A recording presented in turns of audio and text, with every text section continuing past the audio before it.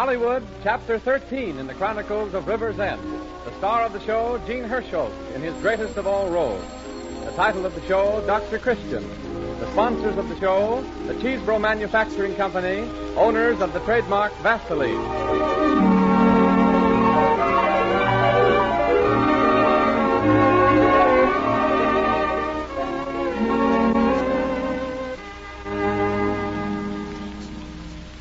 Vaseline Petroleum Jelly is the handiest thing in the house for first aid purposes. Skin abrasions, minor cuts, scratches, wounds, burns, and scalds, all should be treated at once with Vaseline Jelly. It not only soothes the discomfort, but promotes healing. Doctors will approve the use of Vaseline Jelly for these purposes because it is manufactured with scrupulous care, sterilized in the making, and packed in sterilized containers. Vaseline Jelly is a useful remedy for rough, chapped hands. Literally millions of users have found out that an inexpensive tube or jar of this product will overcome and banish roughness, redness, sore hangnails, and other skin troubles. It is the best product of its kind that can be made and costs only a few cents anywhere in the United States and Canada. Nobody need be without the comfort it brings.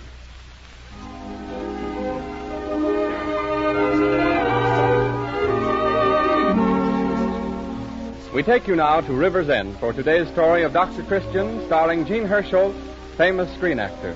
It is late afternoon of a spring day. Dr. Christian's office? Oh, yes, Mrs. Foote. Tomorrow morning? I'm afraid tomorrow morning will be kind of broken into. Mr. Lane's funeral is at 11, you know.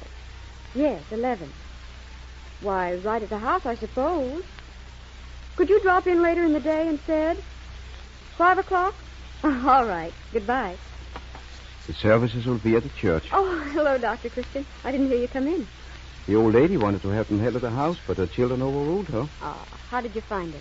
Mrs. Lane? Busy as ever. Oh, she's up then. Well, she was never down. Well, I thought from the way Mrs. Murray spoke that... That her mother was in a state of collapse? Mm-hmm. I know. That's Ella Murray for you. Always following the formula. The recently bereaved widow should be prostrated. So Ella sends for me. And what do I find the old lady doing when I get there? What? Baking a cake. No. 2 cakes, in fact. And did they smell good? Ah, you don't need to tell me. Are the Lane children all here? Yes. Lucy arrived at noon today. She flew part of the way. How exciting. Oh, it wasn't necessary. But it was more dramatic. You should see her, Judy. She looks just as if she stepped out of the pages of one of those fashion magazines she works for. Is she married yet? No, still an old maid. Ah, Dr. Christian. What's the matter? Don't you know there's no such thing as an old maid anymore? Well, if you're 30 years old and not married... You're single, that's all. Oh, I see. What about Dick's wife? Is she good looking? Very. Oh, by the way, Dick told me to send my bill to him for whatever I did for his father. Good. He gave me a card with his business address. I've got it here in my pocket somewhere. I'm glad he's going to take care of it. I don't think Mrs. Lane has much of anything. Well, she has nothing at all. What Charlie earned as village clerk was just enough for him to live on. Of course, that'll stop now. Dick's well off, though. All 3 children are well off. Well, then she won't have to worry. Not about money. He'll look out for her. I'm afraid so. You're afraid? Here, Judy. Here's Dick's card.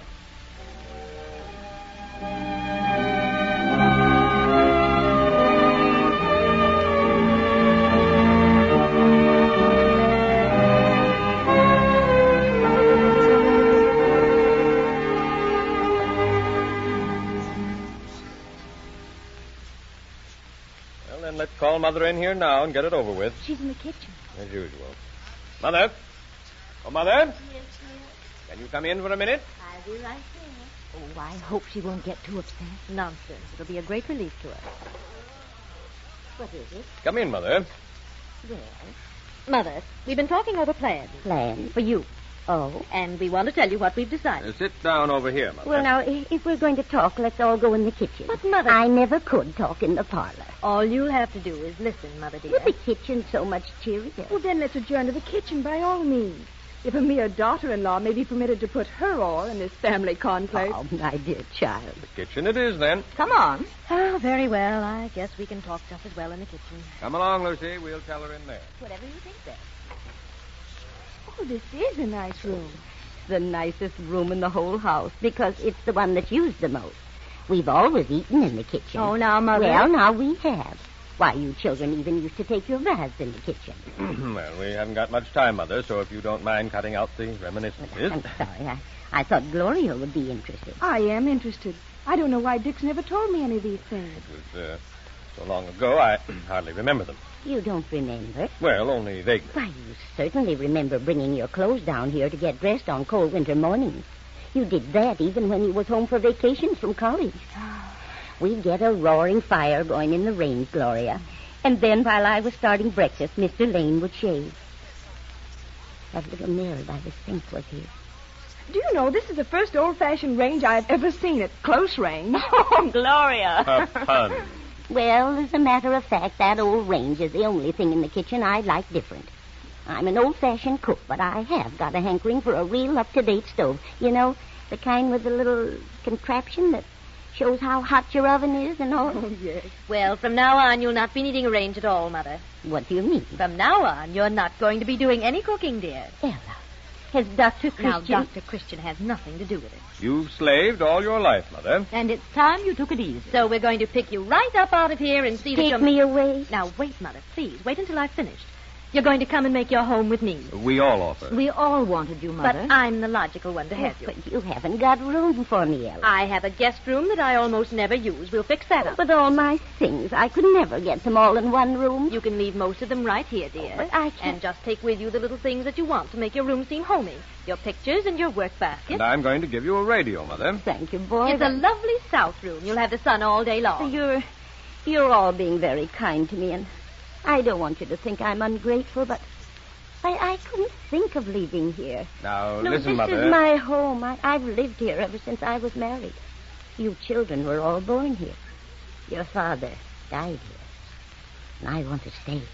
But it's out of the question, Mother. You can't live here all alone. It's too lonely. It's no lonelier than anywhere else. Well, Lucy means it isn't safe. Why not? Well, if you were taken sick... But I've got a telephone and neighbors on both sides of me. Such as they are. They're good neighbors.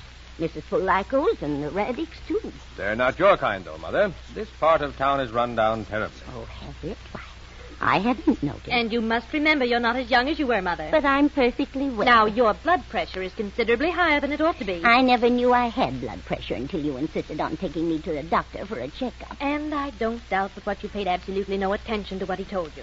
You still eat red meat. You put quantities of salt on your food. And you take no rest in the daytime. Why should I lay down and rest? I'm not tired. But that's the insidious thing about high blood pressure. It's stimulating.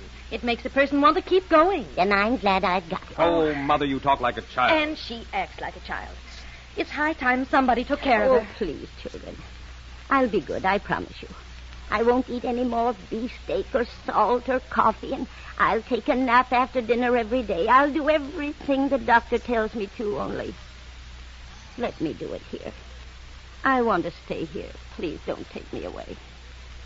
You only make it harder for everybody by Oh, arguing, let Mother. me stay a little while anyway. The sooner you make the break, the better, dear. I'd like to see you safely settled at Ella's before I go back. But you're going tomorrow. Yes. Why, I simply couldn't move as soon as that.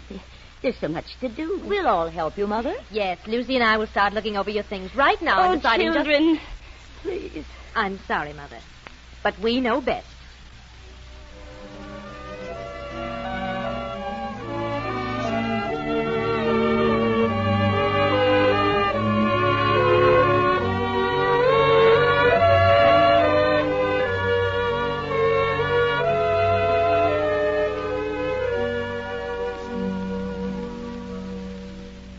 Before continuing our Dr. Christian story, may I take a moment to tell you something about Vaseline Hair Tonic that you will find beneficial to the health and appearance of your hair.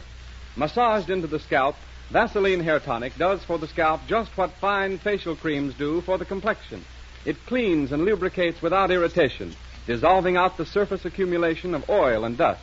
It should therefore be used always before you shampoo your hair. And this applies equally to men, women, and children. Then, after the shampoo, if you have difficulty keeping your hair in place, brush a few drops of the tonic on it again. You'll find this two-way Vaseline Hair Tonic treatment will contribute greatly to the health and beauty of your hair.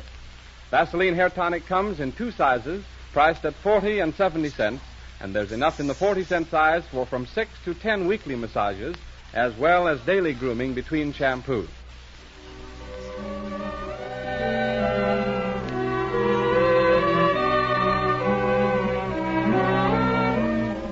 We return you now to our Dr. Christian story.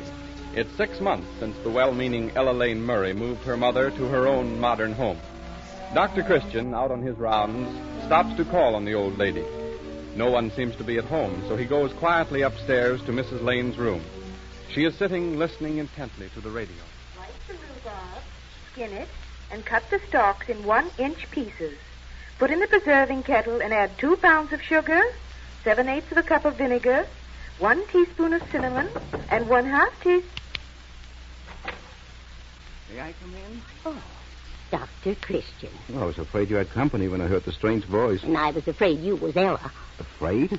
She told me to listen to some music appreciation hour while she was out, and instead I tuned in on a cooking class. As if you needed any instruction in cooking. Well, this was a new recipe for spiced rhubarb. And I've kept you from hearing it. I'm so sorry. Well, it don't make any difference. I wouldn't be making it anyway. Sit down, Doctor.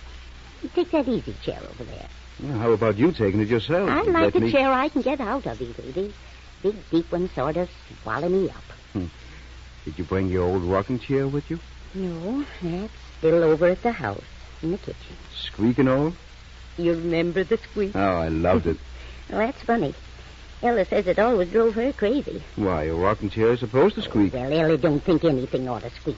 There ain't a squeak in this house, Dr. Christian. Not a board or a stair tread or a door hinge. Not even a mouse? Mice? In Ella's house. Well, the next time I come to see you, I shall wear a pair of squeaky shoes. Go ahead, light up your pipe, Dr. Christian. You're sure you don't mind? Mind.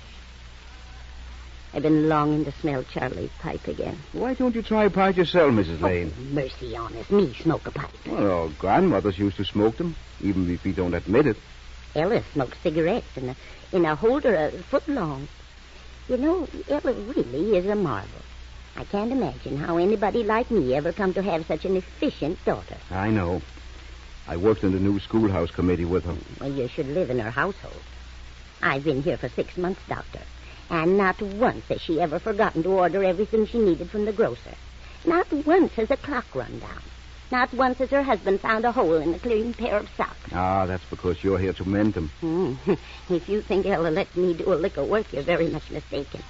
I'm not allowed to lift a finger. Really? I went down into the kitchen once when I first moved here and helped the hired girl shell some peas. Ella didn't like it a bit, so I never did it again. Ella's got a lovely stove, Doctor. Just the kind I'd picked out. White with red and black trim and a little bell that rings when your breakfast egg is boiled. Not that I ever boil anything. Ella sends my breakfast up to me every morning on a tray. Ooh, what luxury. Crumbs in your bed. Bad enough when the body's sick and can't get up. But when you're perfectly well... Well, the rest probably does you good. Well, I get too much rest. Oh, if only I could get more tired. I'd sleep better nights. Aren't you sleeping well nights? No, I do sleep pretty well, sometimes. And what seems to be your trouble? The trouble ain't with me. It's the bed. Oh, it's not comfortable? After you've slept in the same bed for nearly 50 years, Doctor, no other bed seems comfortable. This one hasn't got any hollows. And I'm scared to death I'll fall out of it. You wouldn't have so far to fall as from your old bed. Oh, my old bed was wide, though. Wide enough for the whole family to crawl into on Sunday mornings. High, wide, and handsome. Oh, it was handsome, wasn't it? With all that carving on the headboard. And all the scratches on the footboard where the children rode horseback on it. What do children do today, I wonder, with no footboards on the beds worth mentioning? That's right. How much do you get out of doors these days? Ella takes me with her in the car sometimes when she's doing errands. And the rest of the time? I'm right here. Well, it's a nice sunny room. You get out and take a short walk in the air every day and see if that doesn't help you sleep better. I'll try it. Well, I must be going. Oh, don't bother to come down with me. I'll let myself out. All right. Thank you for dropping in. Don't forget now what I told you. A short walk every day in the fresh air. Not too far, not too many hills. Is that a prescription? No, Mrs. Lane. Just a good old-fashioned remedy.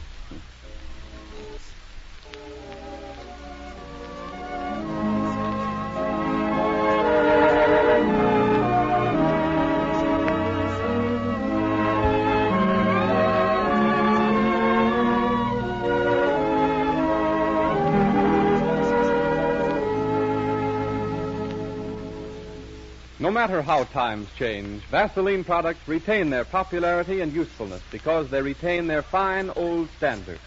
And so you can continue to enjoy their benefits with confidence and safety just by making sure to look for the trademark Vaseline on the package when you buy. If you don't see it, you are not getting the genuine article.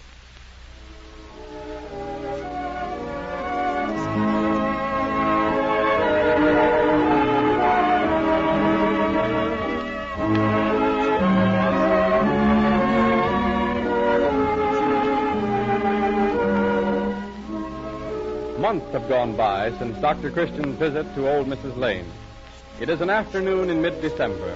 The sun has just set, and a certain shabby little brown house in the poorer section of River's End is wrapped in the gathering gloom as Dr. Christian knocks softly at the back door, and then, getting no answer, opens the door and walks into the kitchen. A little figure in a rocking chair comes suddenly to life.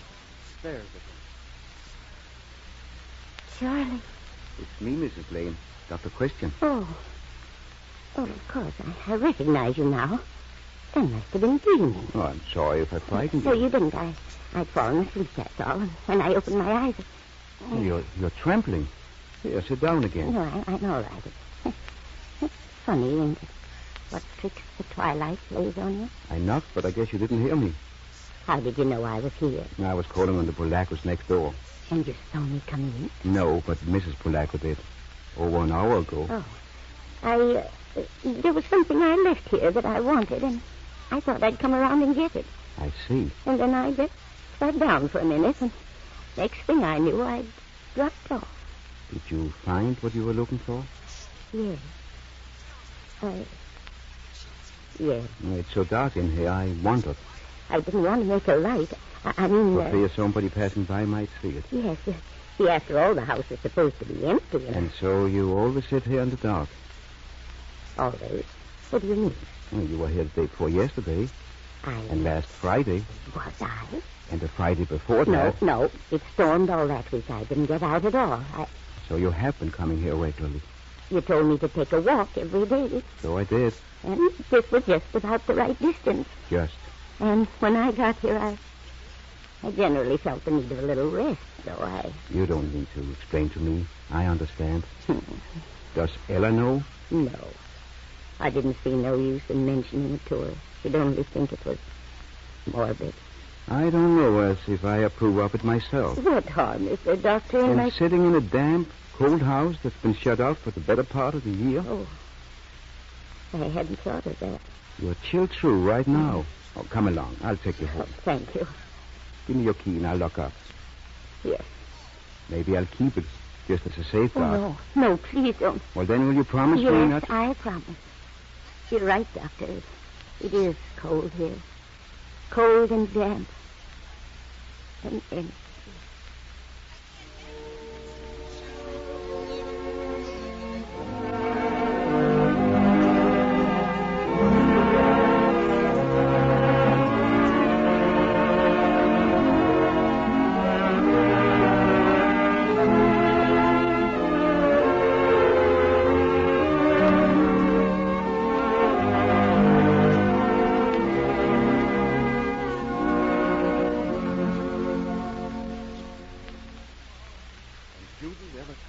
Waiting for us as we drove up. What did you say? Oh, I just told her I'd pick her mother up on the way home and advised a hot toddy. Dr. Christian, do you think with a tendency to high blood pressure that... Dr. Christian's office? Who's calling? Oh, yes, he's right here, Mrs. Murray. Speaking of angels. Hello? Oh, good morning, Ella. Yes? Oh. Yes? Yes, have you taken her temperature? Or what did it read? I see. All right, I'll be right over. Is it Mrs. Lane? Yes, she was taken with a bad chill during the night and is running a high temperature this morning. Oh. If anyone calls, tell them I'll be back later.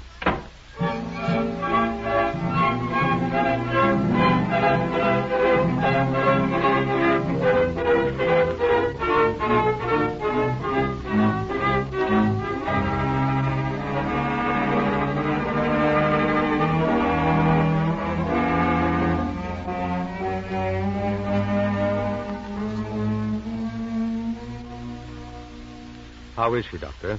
A little more comfortable, I think. But how is she actually? We just had a wire from Lucy asking whether she'd better come on. What shall we tell her? Well, it's hard to say.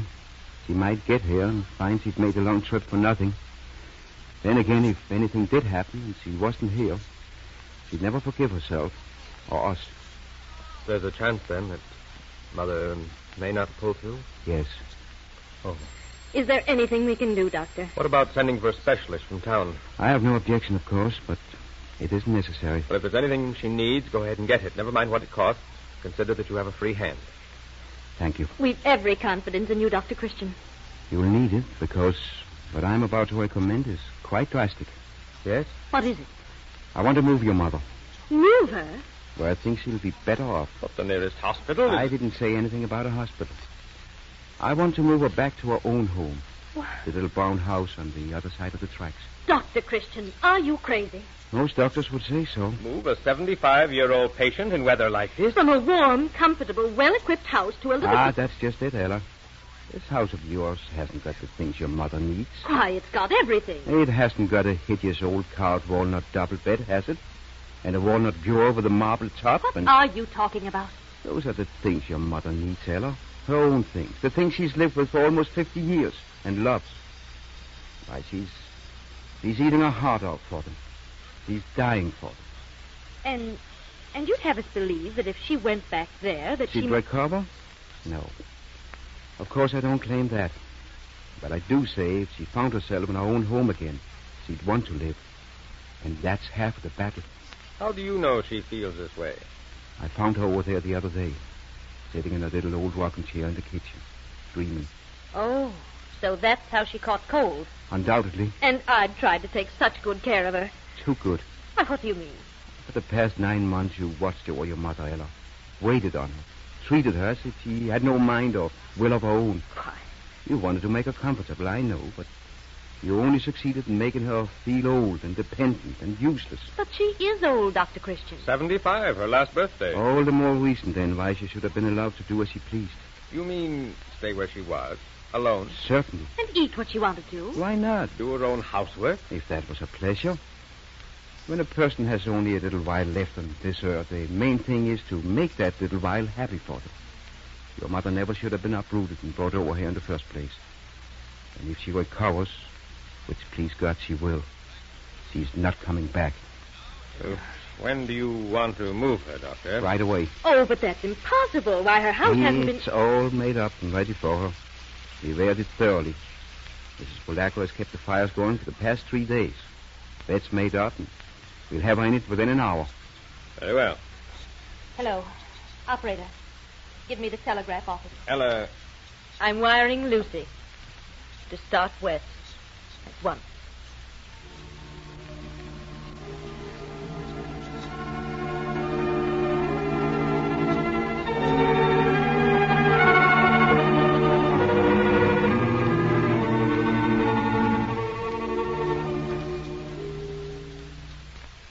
Dr. Christian, Yes?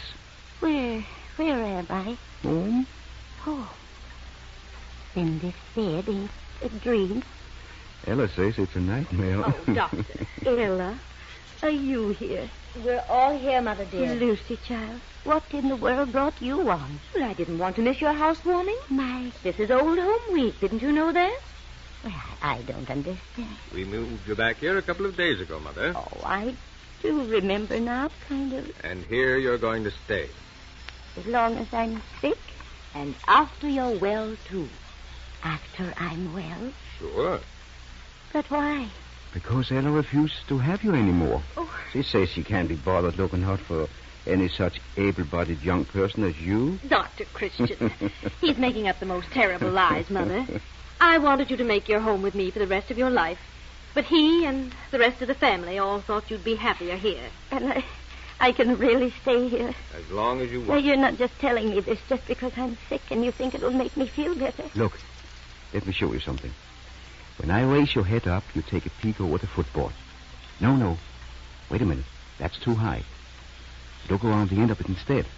That's better. Straight through that door into the kitchen. Now, what do you see? A new stove. Is it the kind you wanted, Mother? The very one I picked out. Well, that's what Dr. Christian said, but we weren't sure. A new so white striped with red and black. Now will you believe you're going to stay? Yes. Oh, children, too. Oh, now don't get on that bed, Lucy. Dick, don't you know that when a person... Oh, let him get on the bed. It's like old times when you were all little. That's right. You tell them where to get on and where to get off. After all, this is your home.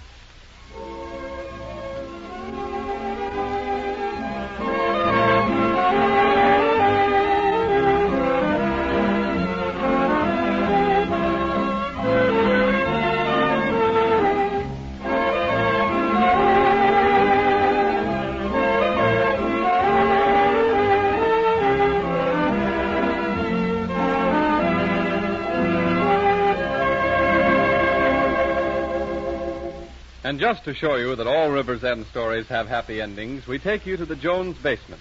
Buddy, aged 8, is giving his views on women. No, girls can't be carpenters. Why not? Oh, because they can't. I don't see why. Well, who ever heard of a woman carpenter anyway? Girls can do anything that boys can do. Is that so? Well, they can't. They can't even hit a nail in the head. Ow! Oh, my thumb! Oh, what did you do? Oh, my goodness. Oh, did the nail hit my thumb? Never mind, buddy. Don't cry. Here's the tube of Vaseline jelly right here on the tool shelf, where Daddy keeps it for emergencies. Now, let's wash your thumb good, and then we'll spread the Vaseline jelly all over it. Daddy says, for bumps and bruises, Vaseline jelly is the handiest thing in the house. Every household needs several jars or tubes of Vaseline jelly for emergencies like this one, which occur every day. Keep one in the bathroom medicine closet, and one in the kitchen, and one in the garage or workroom. Vaseline jelly is only 10 cents a jar anywhere in the United States. Be sure when you buy to look for the trademark Vaseline on the package. If you don't see it, you are not getting the genuine article. Prices of Vaseline products mentioned on this program apply only to the United States.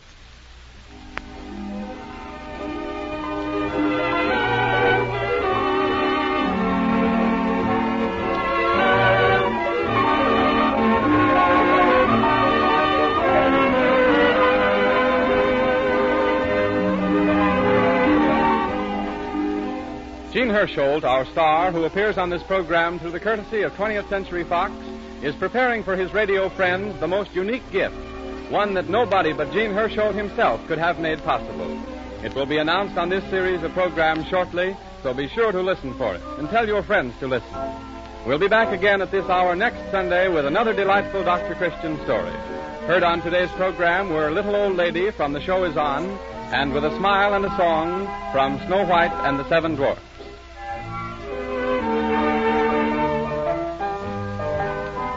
This is Arthur Gilmore bidding you good afternoon for the makers of Vaseline Preparation. This is the Columbia Broadcasting System.